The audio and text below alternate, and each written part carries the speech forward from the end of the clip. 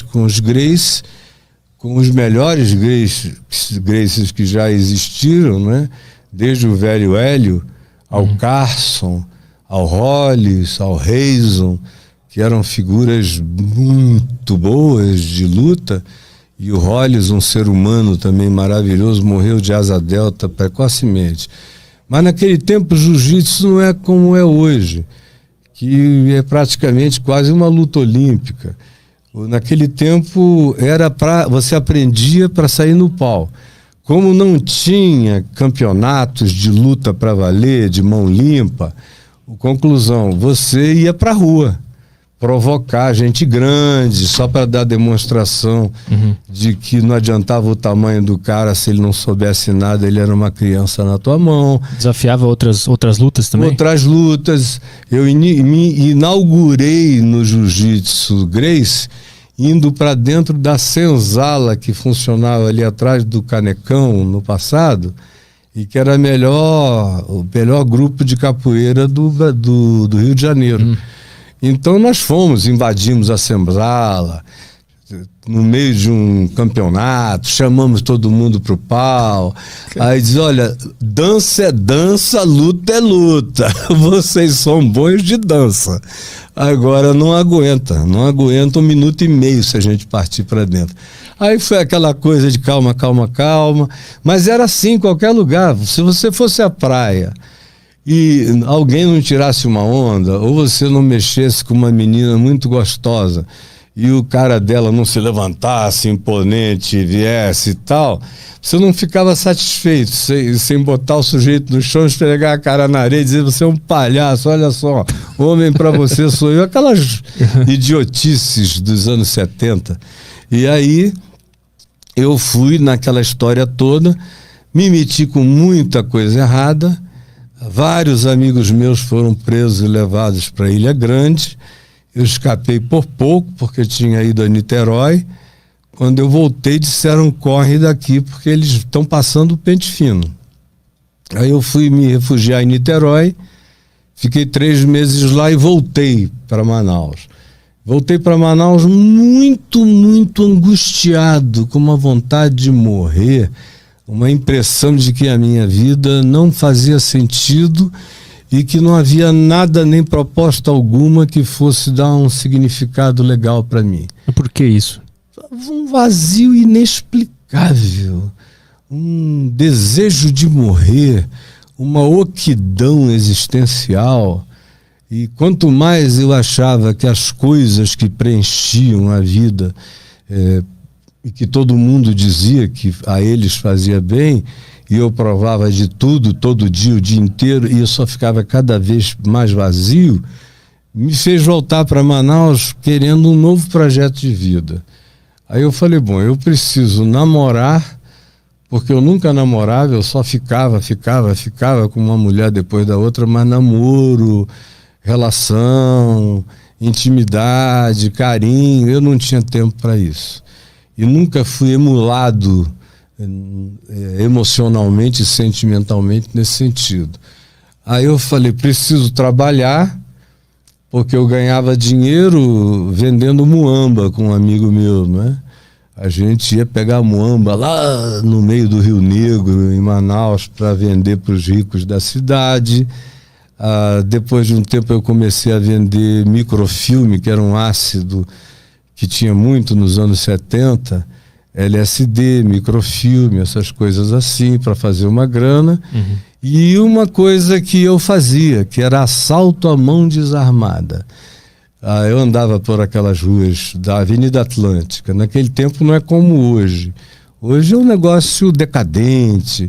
Naquele tempo era tudo muito bonito, gente bonita, meninas lindas, homens fortes. E era uma época áurea. E aí eu via uma garota muito linda com um cara bonito. O meu amigo, que eu não vou dizer o nome dele agora aqui, porque ele não tem nada a ver com isso, parava o bugre dele, ou o Alfa Romeo que ele tinha, e eu dizia, aquele ali é bom, aquele ali é bom. Eu só ia em cima de homem grande, forte, bonito, com gatas. Aí eu corria dizer, meu amigo, ó, a minha noite está começando, eu estou sem dinheiro para começar, me deu a impressão que você é um cara generoso. E aí era o tempo todo com a mão batendo de lá para cá. Aí o cara olhava e dizia, por que eu vou te dar dinheiro? Eu digo, porque você é um dos homens mais bonitos de Copacabana, eu não quero fazer você em 2 minutos se transformar no mais feio. Aí o cara dizia, você é engraçado, que era a saída dele, né? Aí ele metia a mão no bolso e digo, divide, você tá com muito. Aí ele me dava. Eu fazia isso umas 8, 10 vezes por noite, ficava cheio do dinheiro, aí era Lebatô, Nil Giral, Zeppelin, ia gastando dinheiro nos pontes da night ali em Ipanema, Copacabana, e eu fiz isso muito tempo, até que um dia um oficial do Exército me salvou. Eu vi esse cara, que devia ter uns 40 anos, forte, bonito, com uma mulher bonita, 3 criancinhas, o que quebrava o meu padrão. Se fosse casado e tivesse filhos, eu nunca entrava nessa, mas nesse dia eu não sei que loucura foi aquela. Aí eu fui lá, ele estava ali na frente do Cabral, na Bolívia com a Atlântica, tinha uma sorveteria do outro lado da rua, tomando um sorvete. Aí eu fui lá e vim com o mesmo papo. Aí ele olhou para mim e falou, olha, eu estou olhando nos teus olhos e eu sei que você tem um pai bom atrás de você, você tem uma mãe legal, você tem família, você não é como essa moçada aí. E eu não quero te fazer mal. Olha para trás de ti. Aí eu olhei, tinha 3 carros pretos com faixa, placa oficial, uns caras grandes, armados. Ele falou, eles trabalham para mim.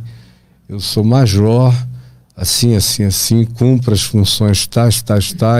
Se eu fizer assim, você está liquidado aqui. Mas eu não quero fazer isso. Vai para tua casa, procura os teus. Ele me deu um conselhaço. Eu olhei para ele e cheguei a me emocionar com a bondade dele para comigo. Aí eu falei, muito obrigado, eu nunca mais vou fazer isso na minha vida. Aquilo iniciou um processo de angústia enorme. Quando eu fui para Niterói, quando os meus amigos foram presos, eu fui para casa de uns amigos do meu pai, o reverendo Antônio Elise, Dona Maria José e os filhos, que eram muito doidos, a maioria deles, mas ninguém como eu, né? Era tudo sacristão perto do estilo de vida que eu tinha. E eles estudavam, todo mundo indo para a faculdade, tendo uma vida normal, e eu fui ficando tão deprimido com o vazio da minha vida. Falei, eu vou voltar para casa, meu pai me mandou uma passagem, eu voltei com esses objetivos, namorar, trabalho e voltar para a escola para poder fazer vestibular. Eu queria fazer arquitetura. Foi nesse meio tempo que aconteceu uma coisa extraordinária comigo. Eu entrei numa angústia tão grande que eu saí procurando uma arma. Eu ainda tive esse pudor de dizer, eu não quero me estourar contra um muro, pegar minha moto, eu dirigi uma 350 da Honda, eu não quero me estourar contra um paredão, porque a mamãe não merece ver o filho todo arrebentado. Mas um tiro na cabeça é uma coisa mais suave. E aí eu fui atrás de uma arma na casa de um amigo meu. Quando eu ia no caminho para lá, tinha uma multidão atravessando a rua e a moto não passava se eu não pedisse licença. Quando eu fui tentando abrir caminho, veio um rapaz, me pegou pelo braço, eu já estava estudando no último ano de edificações da escola técnica, já tinha sido rematriculado. Aí ele falou, cara, você tá com uma cara de morte e de quem quer morrer. Eu falei, eu tô procurando uma arma, meu irmão, eu não quero mais ficar nesse mundo. Aí ele falou, não faça isso, a tua vida nem começou. Você pode ser uma bênção para milhões de pessoas. Entra aqui e ouve uma mensagem que vai mudar a tua vida. Aí eu fui lá para cima, para uma galeria que só tinha gente doida, era uma igreja pentecostal, daquelas bem malucas, sabe? Tinha um cara sentado do meu lado, fortão, com uma criancinha no braço direito. Aí o pastor falava qualquer coisa lá que ele nem estava entendendo, nem o pastor sabia o que estava dizendo. Aí eles gritavam, aleluia! E a criancinha chorava e ele sacudia a criança, parecia que era um chocalho. E eu dizia, cara, e eu tô aqui, fumei 14 baseados hoje, já tomei não sei o quê, e quem tá sóbrio aqui sou eu. Só tem maluco nesse negócio. Aí, de repente, o pregador falou algo, fez uma pergunta. Vocês sabem por que no alto da cruz de Jesus tinha uma epígrafe gravada em hebraico, latim e grego? Esse é Jesus, o Nazareno, rei dos judeus? Aí eu doidão, né? Ouvi aquele negócio e falei, cara, interessante, eu não sei, por que será? Aí fiquei esperando a resposta e o cara não respondia, eu fui ficando até meio agitado. Aí ele falou, é porque o hebraico era a língua do monoteísmo, o grego era a língua da filosofia e o latim era a língua da política e do direito romano. Foi por isso que se estava dizendo é que o mundo inteiro precisava saber que Jesus é rei. Aí o que ele disse não me causou um impacto, mas a viagem na qual eu estava, cara, me transportou. Esse negócio de viagem para fora da atmosfera. Eu fui embora sem Elon Musk, sem ninguém. Eu saí da Terra, eu fui vendo aquele mundo pequeno, aquele vazio cósmico. E eu era um meteoro, eu era qualquer coisa sem eixo gravitacional, perdido no espaço, vagando, sem atratividade nenhuma. Tu conseguiu enxergar a física do que estava acontecendo contigo? Isso, eu sempre fui apaixonado por física, desde o meu pai. Aí eu me vi ali como aquele ser sem referência, sem eixo, sem gravidade, e aí eu comecei a chorar, saí correndo de lá, montei na minha moto, e fiquei até umas 3 da madrugada andando pelas estradas do Amazonas ali, fora de Manaus. Naquele tempo você saía 5 minutos de Manaus, já estava na mata. E eu andando e sentindo aquele cheiro de floresta, chorando, e eu dizia, Jesus, mamãe e papai dizem que tu és essa força atrativa, gravitacional, que é em torno desse sol que tudo gira. E eu comecei a falar, me pega, faz alguma coisa comigo, porque eu sozinho não vou acertar esse caminho. Eu fui para casa, 3 da manhã, e me ajoelhei e fiz a minha primeira oração espontânea. Eu falei, mamãe me falou que tu vieste para buscar e salvar o perdido. Então, se o teu negócio é com gente perdida, eu sou o sujeito ideal para ser achado, porque eu estou mais perdido do que eu não estou conhecendo. E aí eu dormi, quando foi umas 6 para 7 horas, eu acordei debaixo de um domínio estranho que me jogava de um lado para o outro. Eu não tinha poder sobre os meus movimentos, parecia uma sujeição maligna, uma dominação, e eu gritava sem nenhuma autodeterminação muscular, física. Meu pai ouviu aquilo, foi correndo no meu quarto. Quando ele me viu, ele falou, eu não gerei filhos para serem habitação de demônios. Eu gerei filhos para serem santuário do Espírito Santo. Fica livre, meu filho. Aquela coisa foi embora, eu chorei a beça, ele me levou para a cama dele, me deixou lá, eu fui entrando numa posição fetal. Quando eu acordei, eu estava todo fetozinho, engolidinho. Aí ele falou que precisava conversar muito comigo. Aí eu falei, eu sei que o senhor vai me dizer, mas eu estou precisando ficar sozinho comigo antes. Eu peguei a moto, eu tinha uma Honda e eu tinha uma Yamaha motocross. Aí eu peguei a Yamaha, entrei no mato mesmo, você passava por tocos grandes e árvores. Eu fui até que eu cheguei num lugar onde tinha um igarapé, lindo, puro, cristalino, com aquela água assim de Coca-Cola que vai passando por causa das folhas da floresta, mas é cristalino, você atravessa tudo, vê os peixinhos.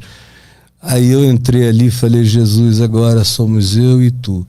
Eu já fui batizado na Igreja Católica, já fui batizado criança com meses na Igreja Presbiteriana. Nada disso significou coisa alguma para mim. Agora somos eu e tu. Aí eu me joguei para trás em nome do Pai. Aí eu fui lá no fundo, vi os buritizais em cima, voltei em nome do Filho, em nome do Espírito Santo. Saí dali correndo numa alegria louca. Aí peguei minha moto, achei o veio da estrada de barro, encontrei uma ex-namorada minha, uma menina com quem eu tinha ficado várias vezes, e um colega meu, todos dois montando cavalos de raça ali dentro da estrada da mata. Aí ele parou e falou, o pessoal me chamava de Seu Caião, então de Poderoso Caião, por causa dessa brigalhada toda. Aí ele, Seu Caião, não tá afim de fumar uma mutuca, que eu tô aqui, era um jornal cheio de maconha. Aí eu falei, eu já fumei maconha mais do que você pode imaginar, mas eu não tô mais afim não, cara. E daqui para aquele cara que fumava maconha, aquele cara que saía contigo, fulano, tá morto, eu deixei morto no Igarapé, a uns 3 quilômetros atrás de mim. Aí eles ficaram olhando, não entenderam nada. Eu falei, espalha na cidade, diz para não me provocarem, porque eu ainda não estou muito controlado, não. Aí eu voltei para casa e o meu pai sentou comigo e falou, filho, você nasceu para ser de Deus, mesmo que eu fosse um agnóstico. Eu, como agnóstico, sempre soube que você era uma alma diferente. E chegou a tua hora. E ou é Cristo ou é o caos do jeito que você está vivendo. O que você vai querer? Eu falei, não, já está decidido. Eu só quero saber o que eu faço. Aí ele falou, quais são as tuas piores lutas na vida? Eu falei, mulher e me controlar contra a provocação dos demais em relação a brigar. Agora, eu falei, essa segunda é mais fácil. Mulher que não dá, pai. Eu tenho um negócio desde criança, o senhor sabe, foi o senhor que mandou a moça embora quando eu tinha 7 anos. Desde aquele tempo eu não sossego, eu sinto cheiro de mulher assim, a distância, e vai ser a pior luta da minha vida. O que eu faço? Essa eu não me seguro. Aí ele falou, não, segura sim, tem saída para tudo. É uma questão de definir o seu pendor. Para que lado você quer pender? Até agora você escolheu um pendor, ou nem escolheu, foi levado a ele e foi gostando de ficar nele. Agora, lúcido, você vai ter que escolher o seu pendor. Mas tem como escolher, sendo que todo o teu corpo, toda a tua natureza está te levando para outro lugar? Que é tem, errado. é que você é maior do que a sua natureza. É uma coisa que a maioria das pessoas não entendem. A maioria das pessoas vivem como águas vivas, assim, de pulsão. Pulsão. Entra alguém aqui, te xinga, você fica louco, pega um negócio desse, tasca na cabeça dele, só vai pensar depois. E a maioria de nós nós somos mais entes reagentes do que reflexivos, capazes de fazer a escolha. O único problema é esse início, para você ir definindo os pendores. Porque a pergunta que você me fez foi a pergunta que eu fiz ao meu pai. E aí ele me deu a seguinte resposta. Ele falou, você até hoje alimentou esse bicho, esse predador, com carne. Você dá carne para ele. Você acorda com tesão, você quer comer alguém. Você acordou com raiva, você quer que alguém te provoque para você encher a cara do sujeito. Você tá entediado, você toma um ácido, você não sei o quê. E aí ele foi dizendo, isso tudo é carne, é alimentar o predador. Eu vou te ensinar a alimentar esse ser divino, maravilhoso, que existe em você, que você não conhece. Eu vou te apresentar a você, a esse seu eu superior. E aí eu falei, mas como é que eu encontro esse outro cara em mim? Aí ele falou, você tem que renunciar aos demais, às pulsões diferentes. Eu falei, mas aí é o problema, pai. Ele falou, não, é simples. O que eu vou te dizer parece idiota quase, mas eu aprendi a inclinar o meu pendor na direção certa com jejum e leitura dos evangelhos. Quanto mais eu lia os evangelhos e eu aprendia como era a mente de Cristo, como é que Jesus pensava a vida, pensava o inimigo, pensava as mulheres, os homens, os ricos, os pobres, e ele diz, está tudo ensinado a viver ali. E não é viver para ficar triste, aquela é a vida que traz alegria. Ele disse, eu vim para que tenham vida e vida em abundância. Então não estou te chamando para um encolhimento, eu estou te chamando para uma super expansão do teu ser. Então, vamos começar a jejuar comigo? E ele jejuava naturalmente. Aí eu fui aprendendo um prazer no jejum muito doido, meu irmão. Depois de uns 3 meses jejuando, os meus amigos me ofereciam qualquer coisa. Eu digo, não, cara, eu aprendi a viajar agora. Agora é que eu estou viajando. Estou entrando em lugares e dimensões dentro de mim mesmo. O céu é dentro da gente. E aí foi crescendo, crescendo. Logo eu comecei a pregar o evangelho que eu sabia, o que eu já tinha aprendido na leitura. Perguntei ao meu pai se eu precisava de técnica. Ele falou, se puser técnica, estraga. Vai para a rua, vai para a esquina, vai para os teus amigos hippies na praça, pessoal do ayahuasca, de tudo. Senta com a moçada e fala do que você encontrou. Aí quanto mais eu falava, mais aquilo se adensava em mim, mais a minha responsabilidade com a mensagem crescia, e quanto mais ela crescia, mais a minha mente espiritual se desenvolvia. E mais simples foi se tornando tudo. Alguns meses depois eu já nem me lembrava mais de como eu era tão perseguido pelos meus próprios desejos mais primitivos. E aí tudo foi ficando no lugar, não perdi o tesão, obviamente, né? Mas ele foi canalizado, eu não fiquei um ser passivo, eu só me tornei um cara pacífico, mas extremamente assertivo.